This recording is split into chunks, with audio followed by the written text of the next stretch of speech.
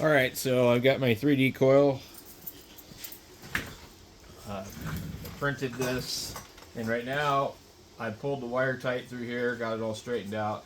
So what I now need to do is I got to go through here and I got to sand the windings. So what I'm going to do, that's the end of it right here, and that's the beginning of it. So I'm not going to sand the entire thing at this point. I just want to expose the windings right about here.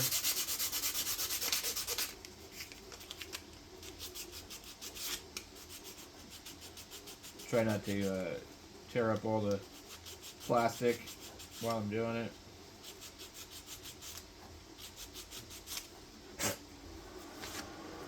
So we're just gonna get it good enough.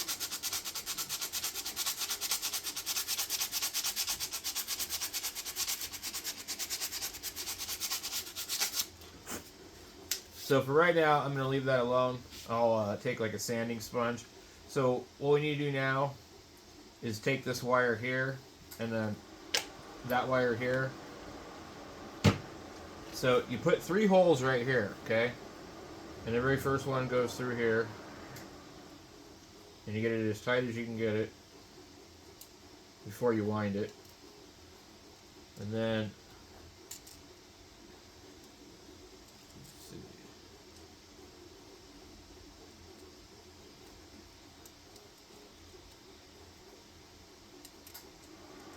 It doesn't want to go through, okay.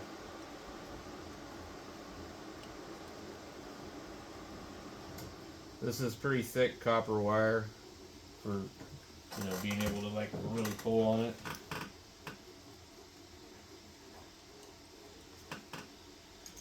What happens is it lifts it up right there.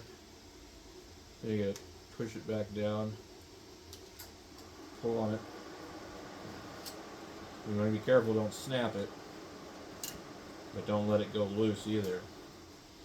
Now, we'll bring it back through here one more time. And this is what locks it into place here. So, you can see that.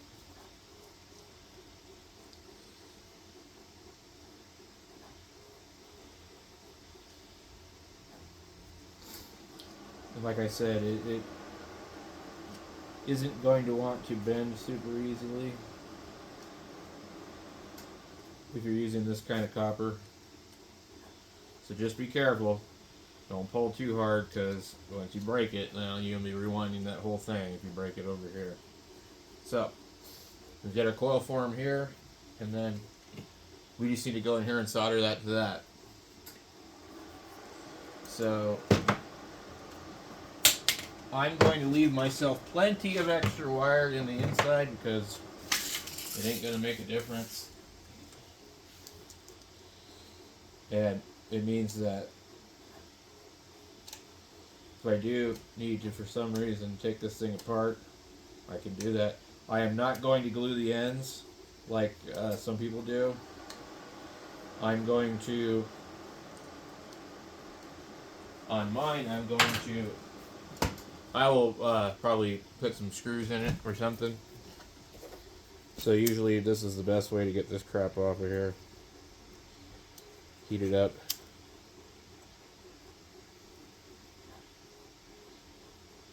You smell it once it gets to burning.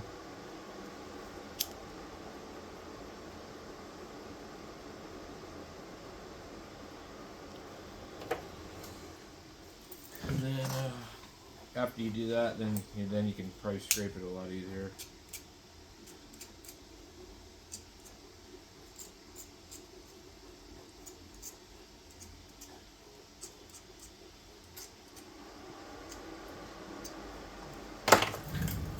Get over here and get my soldering iron.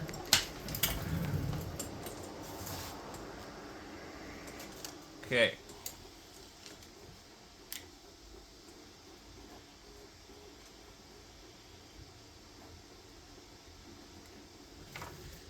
The solder, where's the solder?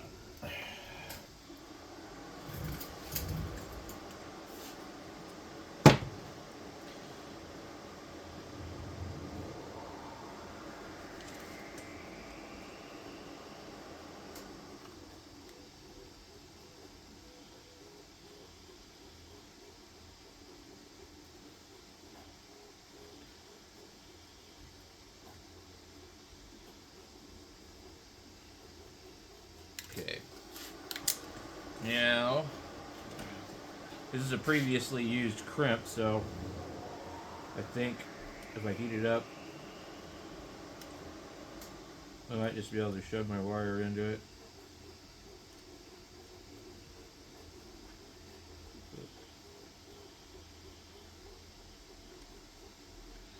What I should probably do is completely take the thing out. Yep, I'm gonna have to. Because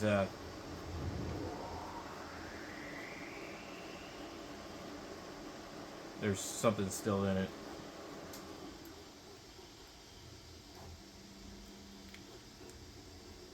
Unfortunately. It'll be easier to solder it anyways because you won't have all this other stuff heat sinking. I wish I had some more of these connectors. I just don't have any on hand right now, so that's why I'm having to reuse this one.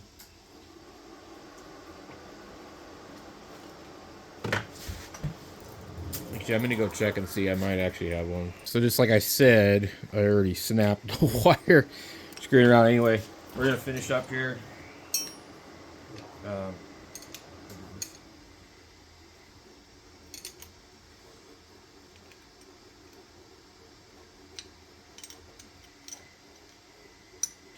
Hopefully I can tighten this thing down without breaking anything again.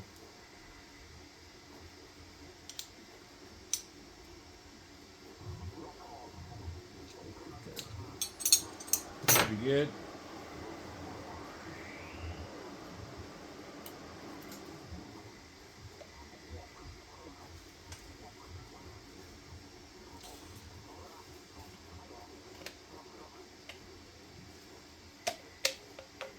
Okay. So we'll have to like drill a hole here and put like a screw in here just to keep it in place. I don't think it's critical on this one, and I'm not going to use this one mobile. So I gave myself a little extra length on here, and I just fabricated something up I had laying around. It's good to make sure you use stainless bolts. The one here is not, but this is. I'm not going to get it in the rain, so. Basically, I'm going to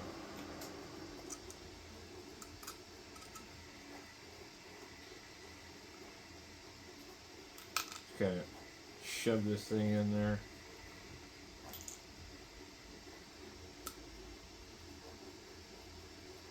Make it fit.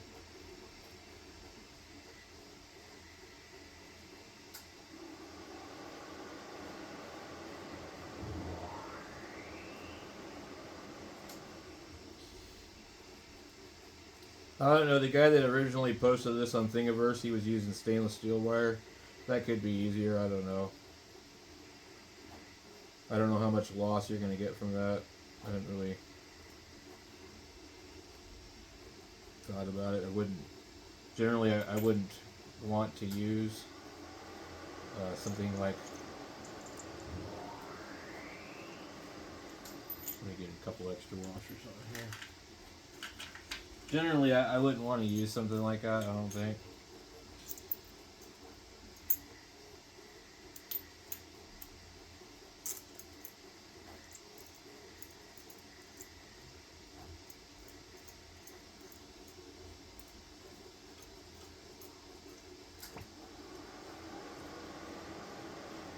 Again, I'm just kind of making do with what I have on hand, so you can do a better job than me for sure.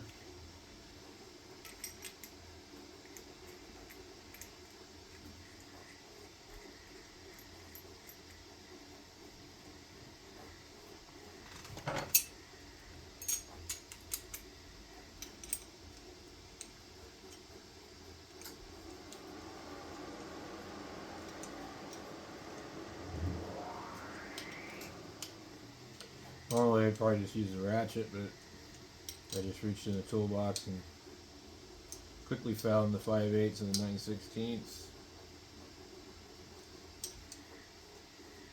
These are good because they're pretty long. Strap on, stamp on.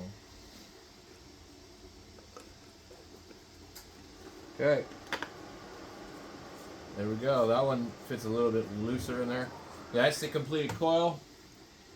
And what we'll do is we'll put our wandering lead down here.